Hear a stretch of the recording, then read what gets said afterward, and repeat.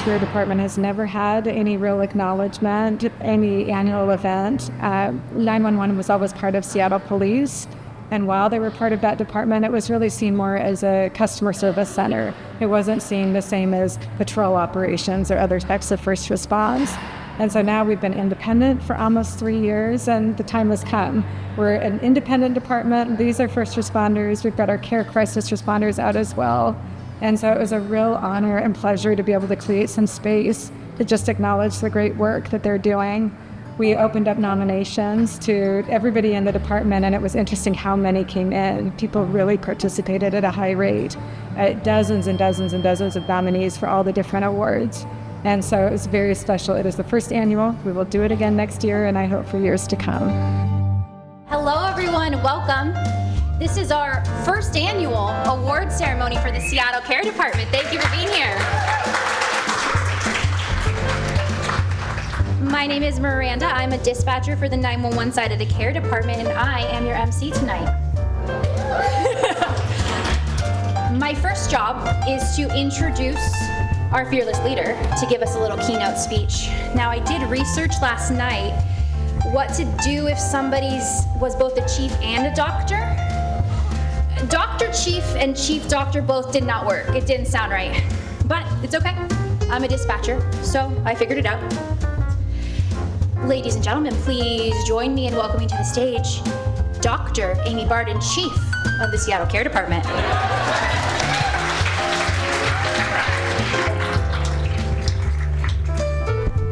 Oh man, I'm gonna make a joke about titles later. Can we cut the smooth jazz? I don't know if I can.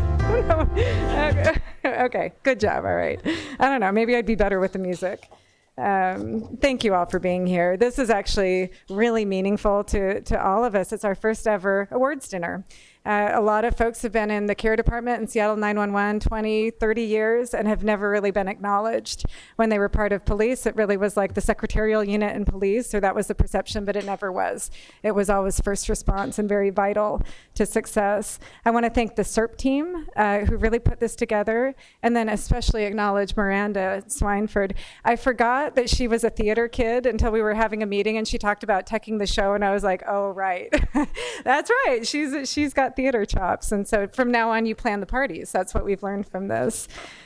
So I was raised in one of those homes where you'd sometimes come home and smell something delicious, and it would be a meal for someone who had just gotten a cancer diagnosis, or my mom's a great baker, a pie for somebody who had lost someone or was going through something.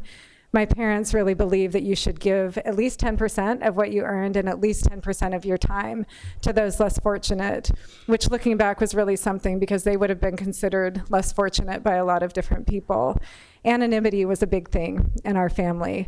It was more important to do something that was anonymous, act of kindness, act of service. Something was lost if you were seeking the attention, if that was motivating. My mom thought it was really fun to do things anonymously. Every December, we would choose a family that was going through something, and every single night we would create these little treats and surprises for the family up until Christmas. And I have 4 siblings, and we had great fun, with these covert operations, trying to ring the doorbell and get away unidentified. And looking back, this could have prepared me for a life of crime, I realized, but I went a different way. I was also a pianist. But I didn't like to actually perform solo. I was always an accompanist. I played for a lot of choirs and solo performers and in duets and jazz band and things like that. And I took great satisfaction in being invisible, but knowing that I was really vital to the success of that performance. I learned to listen to singers the way they were breathing. If they were losing their breath, I'd accelerate. I learned to modulate on the fly. Sometimes people would skip verses, learned how to be adaptable, and felt, again, great satisfaction in my contribution to that. My mom taught me to pray every time I played. She taught me to sit there, to be present, and to try to displace myself. And remember that my job was to help somebody to feel something, but it was not about me. I was a messenger. And the reason I share this context with you is so that you understand when I arrived in this department, why I would have instant affection and admiration for my friends in Seattle 911. They are the first responders, and they are invisible in the system, and the work is very often completely unheralded. They don't go out of the building and get recognized in the public and thanked. To be good at the work, you have to be really, really skilled. You have to be emotionally intelligent. You have to be very culturally competent. You've got to be very improvisational. And again, you have to be willing to do it without a lot of thanks. My teammates save lives every day. They avert disaster every day. And then there's no feedback loop. More often than not, they don't know how the story went. They don't know how things went. They move on to the next call. They respond to all kinds of emergencies. There are accidents, there's weather events, there's natural disasters. Automobiles fail, structures fail, bodies fail. But the calls that keep me up at night actually fall outside of those categories. They're the calls that really illuminate human anguish, the ways that pain can go on too long and run too deep.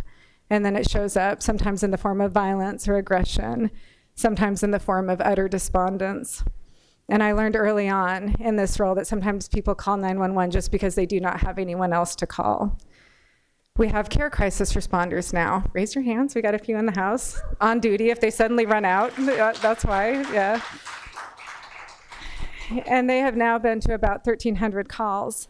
And so we analyze that work, we track the trends around the call types, what services we're providing. But when you get up close, what they're really doing is affirming to someone their humanity. We see you, we are here for you, tomorrow can be better, and we can help get you to that tomorrow. That is what the work is. I believe it's really universally human to wonder if on your worst day, in your darkest hour, if you're still gonna be worthy of help, if you're still gonna be worthy of kindness. And the most poignant part of the work, I think, in dispatch and in the care response, is the way that you are really required to put aside judgment, to not try to diagnose anything, but to just figure out what can I do in this moment to help. The King County Superior Court Judge, John McHale, has described what we are doing as the missing piece in the diversion continuum. And we are fast approaching the day in this city when we would always exhaust diversion first. We would always try to deflect first before we use coercive tactics, before we needed to call law enforcement.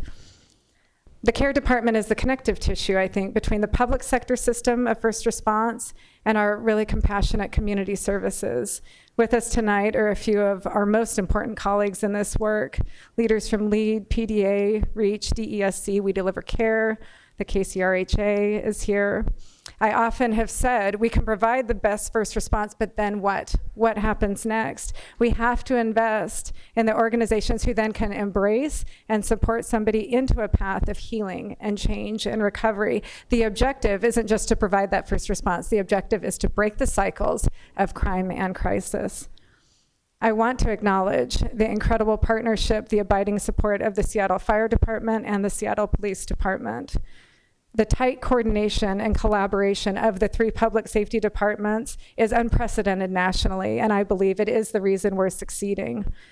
Deputy Chief Amy Barden is here with us tonight, and his leadership has dramatically improved dispatch and call prioritization. He spent hours going to roll calls, all hours of the day last year, to make sure that we were getting buy-in for the new care responders, and I thank you for that.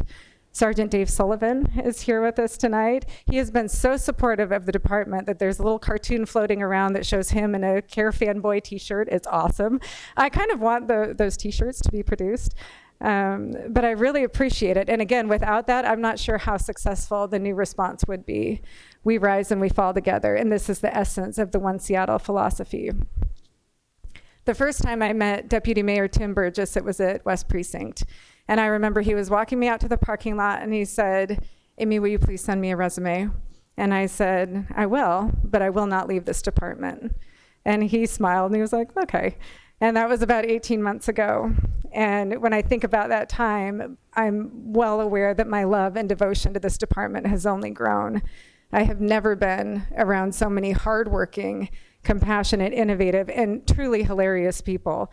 Humor is really woven into everything that we do. It's in the slide decks, it's in the decorations, it's in the margins of documents. Sometimes it's a little dark humor, but it is there. I remember the first time leaving the building and there was a group of chairs, dispatcher chairs that needed to be repaired, and they all had little signs, and it would be like broken arm, you know, the faulty back, torn fabric, and then one just said low self-esteem. And so it's hilarious.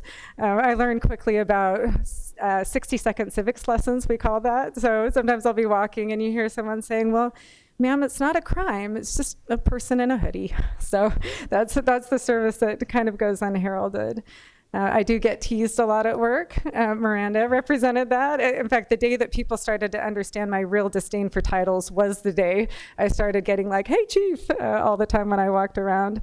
Recently, we had this big vendor convening, and one of the executives at the top of the meeting asked me, do you prefer Chief Barden? Do you prefer Dr. Barden? And Jeff Conlon interrupted and really solemnly said, we call her Mother Reverend. Yeah, they weren't quite sure what to do with that. So there is no place I would rather be. To all my CARE teammates tonight, thank you for being the anonymous heroes in our city. Thank you for being the public safety accompanists, and you're also the composers and the maestros of the city. And it is the honor of my life to support you, to shine light on the work, and to learn from you. And so I really do thank you for your tireless commitment. Please join me in thanking my...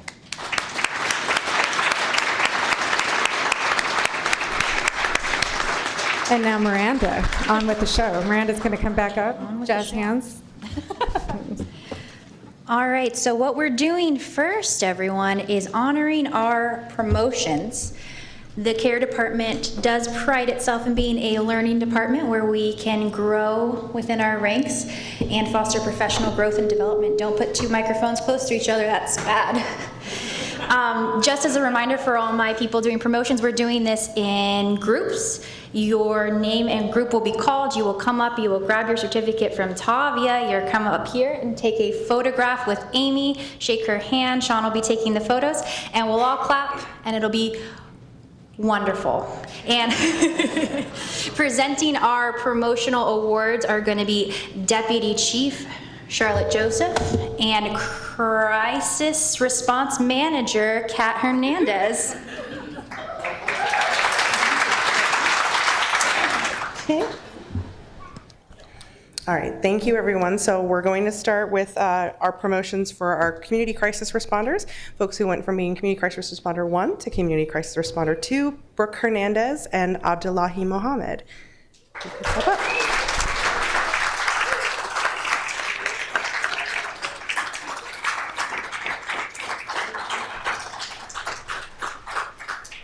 All right, while Sean is choreographing them with extreme prejudice, we're going to call up our first CCR supervisor, who is formerly one of our CCR2s, Wyatt Dernbach.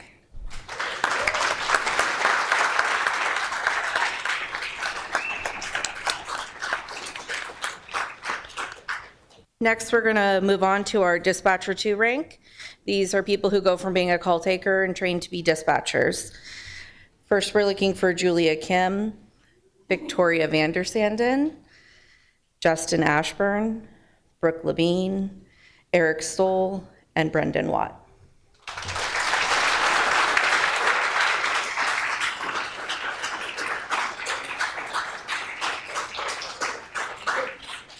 A few of them couldn't make it, it would seem. For the Dispatcher 3 classification, this year we had promotions for Jen Clayton, Daniel Hong, Janeth Jones, Deanna Robinson, Miranda Swineford, Alexander Nail, and Mackenzie Johnson.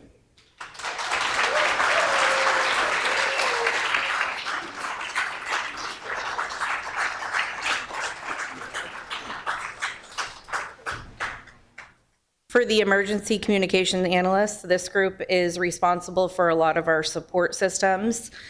We have Ann Laswell and Jeff Atkins.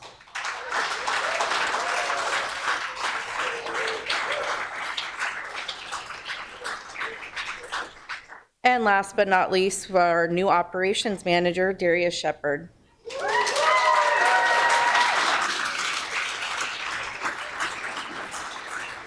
Now we are going to move on to our Excellence Awards. And as you can guess from the name, it means that we have some truly excellent staff. We are going to be honoring both people who dealt with heralding life-threatening emergencies and performed with amazing calm and saved lives, and we're going to be honoring people who had, sorry, I'm moving away from the microphone.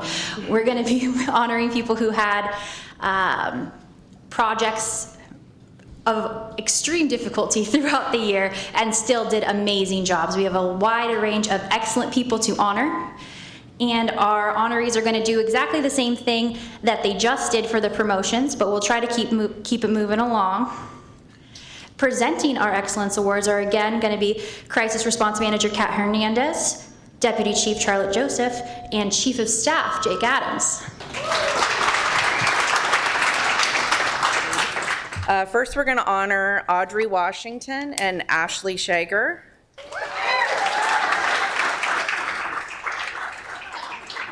They're being recognized for their ongoing dedication to peer support for the 911 staff.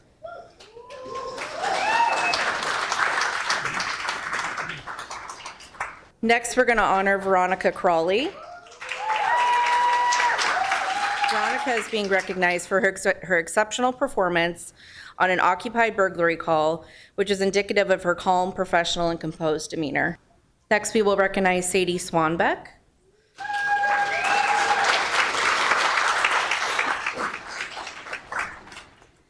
She's being recognized for her handling of an armed carjacking and for remaining calm and collected while coordinating a dynamic and high-risk incident. Continuing along, a very important person to our department, Information Technology Specialist Odette Austria, who's being recognized for excellence in performance in IT public safety. Ow! We're also honoring analyst Ann Laswell for excellence in project development and oversight and change management organization with the CARE unit. Of course, our secret weapon, Shauna Elliott, who is being recognized for excellence and commitment to teamwork, innovation, and expert analysis in 911 and public safety. And if the legal system only knew the one person holding it all together, we're honoring Cheryl Kiefer for her incredible dedication to 911 and the legal system with the audio custodianship. And last but not least, we're honoring our quality assurance analysts, Jessica Marchione and Jeff Atkins, for their dedication to QA, meaningful feedback driving operational success and professional development. So next for the CARE team, we're going to be recognizing Victoria Hansen and Brooke Hernandez for their decisive actions and teamwork in reversing a life-threatening overdose. By the way, on Victoria's first call of their first day as a trainee and Brooke's first day as a trainer. No big deal. Next, we'll be recognizing Wyatt Dernbach. Wyatt's being recognized for their impressive effort, flexibility, and dedication as a supervisor in developing both their own skills and the program as a whole.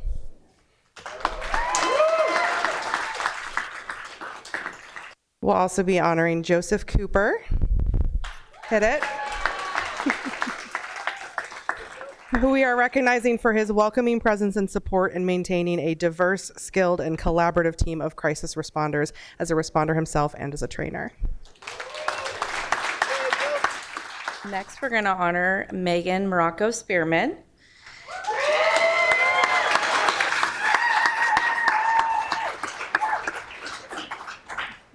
Megan is being recognized for her ongoing commitment to public safety, dedication to thorough documentation, and exceptional quality of work.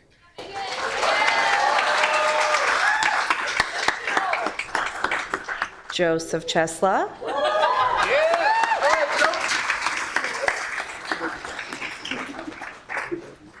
Joseph is being recognized for excellence and commitment while handling a complicated, high-risk, and dynamic call with an armed and suicidal subject.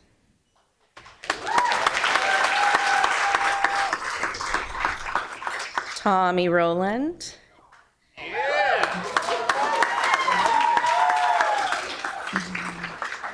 And Trendang, but she's not here with us. She's on vacation. Yeah. A month-long vacation that she earned. Tommy and Trent are being recognized for their excellence and dedication in payroll, finance, teamwork, and consistent communication.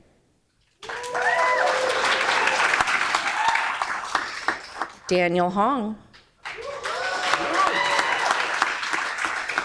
Daniel Hong is being recognized for his excellence at the radio supervisor position while utilizing his knowledge, dispatcher instinct, and exercising teamwork to coordinate a search for a suicidal missing subject. Also, Julia Kim. All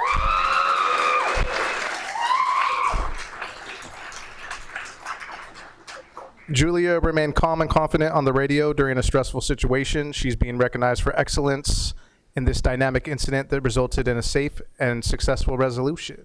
Good job. Derek Sarmiento.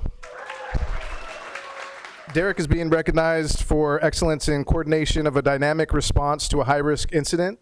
He remained calm and maintained control over extremely busy radio traffic. And one of my personal heroes, Jamie McMurray.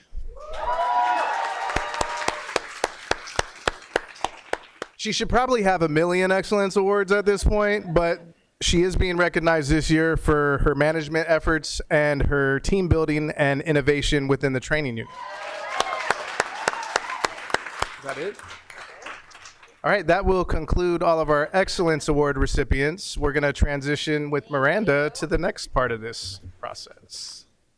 Thank you, everybody. Thank you. We have a lot of excellence here. What can we say? Now we're going into our Chiefs Awards, followed by that with our Employee of the Year Awards. These are some of our most distinguished honors here, and we are very proud to have them. We're recognizing exemplary contributions these employees have shown to the team. And good news for me, presenting these awards is going to be her again. So I get to introduce her the other way. Presenting these awards is going to be Chief Amy Barden, ED. Our first Chief Award tonight goes to Jeff Conlon. Where's Jeff? Woo! So Jeff is an emergency communications analyst. He's our CAD administrator. I have been trying to promote him since the first week we met legitimately. And I learned that everyone before me tried as well, and he doesn't want to promote you guys. He has been instrumental in just about every aspect of CARE operations. He's taught me just about everything I know about it. He is the one who drove a really significant CAD upgrade, Versaterm 7.6. May we never speak those words again. And he did it with excellence. We finally concluded in August. You can come over here. Just come over. I'm not going to go to you. Yeah, that's right. Just come over and smile while I talk about you. Yeah. Anyhow, this project took from 2 to 7 years, depending on how you count it. And it was really exceptional what he did. He was pulling 12-hour shifts, really needing to collaborate across police and across ITD in creative and innovative ways, and got us across the finish line. Significantly, I would never have known he had ever had a bad day. He was good-natured about it. You stayed funny throughout. Some of you maybe knew, but I didn't get to see it. And I do think he's the only reason Versaterm does not hate me today, so thank you for that. Thank you for your contribution. It is phenomenal what you've done, what you continue to do. I'm going to keep trying to promote you.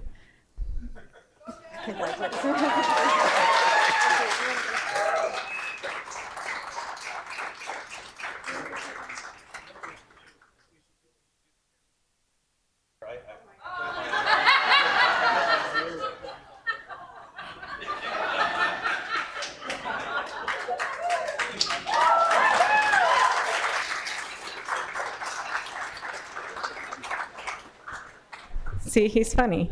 All right. The next Chiefs Award goes to my MVP on the CARE responder side of the house, Kat Hernandez.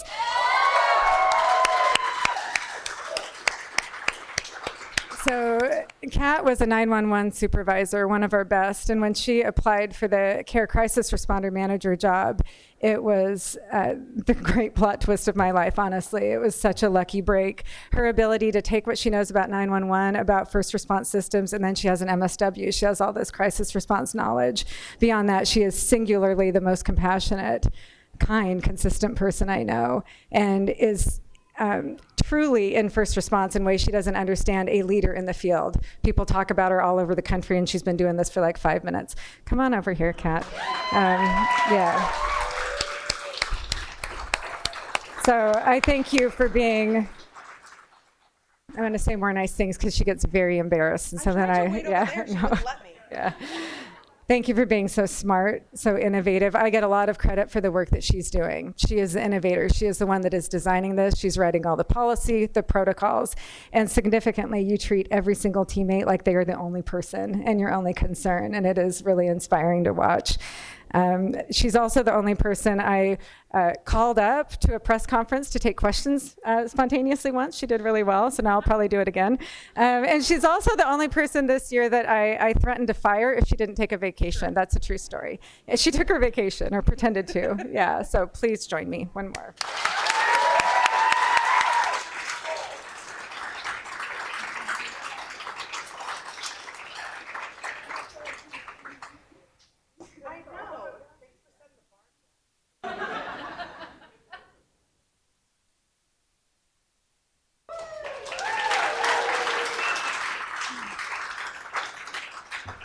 Okay, now is Employee of the Year. And this is Jen Clayton. Yeah. So Jen started work with Seattle Police back in 2007. So for the better part of 2 decades, she has worked in a number of roles in this department. She has been excellent every step of the way. She has an exemplary reputation.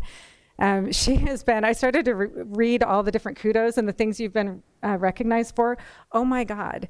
I'm going to just read a few of the highlights. She was recognized for handling the I-5 demonstration. Chief Barden, you remember that one. That was fun.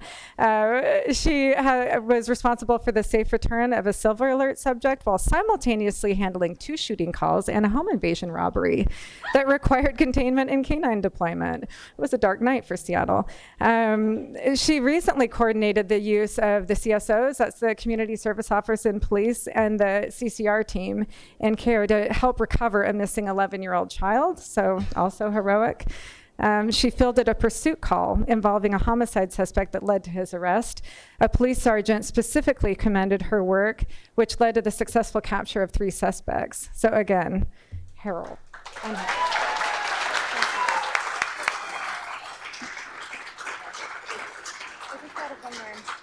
I thought of one more thing I want to say. So the first conversation we ever had, she was part of the Dispatchers Guild presidency, and she and I got in a really heated debate. And I left respecting her so much, her conviction, how protective she was of the Guild. And, you know, so just keep arguing with me, you guys, you'll get promoted. She is the Guild president today, and I want to thank you for that service as well. I do think that our department has the best labor management relations in the city, and that's because of you largely. It's not thanks to me. I think it started with one of your other guys.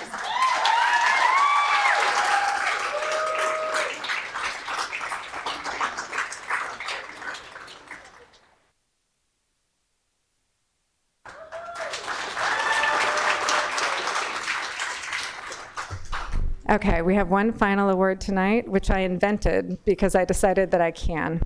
It is the CARE Award, which honors someone who has exemplified exceptional heart and commitment and real personal concern for others in the department this past year. And that award goes to our Dispatcher 3 and our executive producer of the CARE Awards, Miranda Swineford. So Miranda was actually nominated by her peers for a number of awards, and the first planning meeting we had for this event, she recused herself. She was like, well, that wouldn't be right if I won something, so don't consider me. I removed my name from contention, and which again made me want to make a new award. She shows up all the time. She brings it to everything that she does. She is a friend to everyone. You always seem happy, and you are not taking happy calls some of the time. She's been a force for good, and I think is one of the best drivers of positive cultural change in the department. Her hands are all over everything. There's parties, there's potlucks, there's decorations, there's jokes, and then there's a lot of concern for others. And so I thank you for that. Let's be like Miranda. Thank you. Thank you for that. Thank you.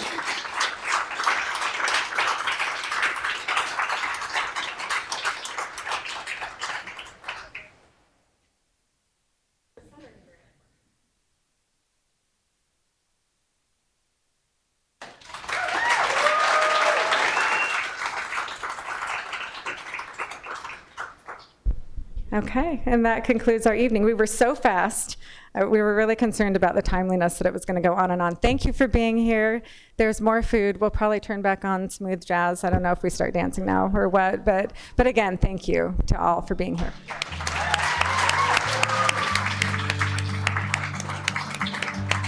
What's important to me is to strengthen the culture and the identity, the legitimacy of this third public safety department.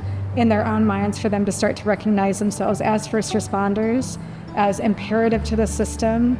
I always talk about driving a learning organization. I want people to realize they're smart and they have good recommendations that they should be making about how we provide response, and then also what are the gaps in the system. And so I think it's that sense of pride and identity that was really important to me. My hope in Seattle is that the average person starts to understand we have 3 different arms of public safety. We have 3 departments and each is vital. I want to make sure this becomes embedded in the design of public safety so that 20 years from now is still thriving and going strong.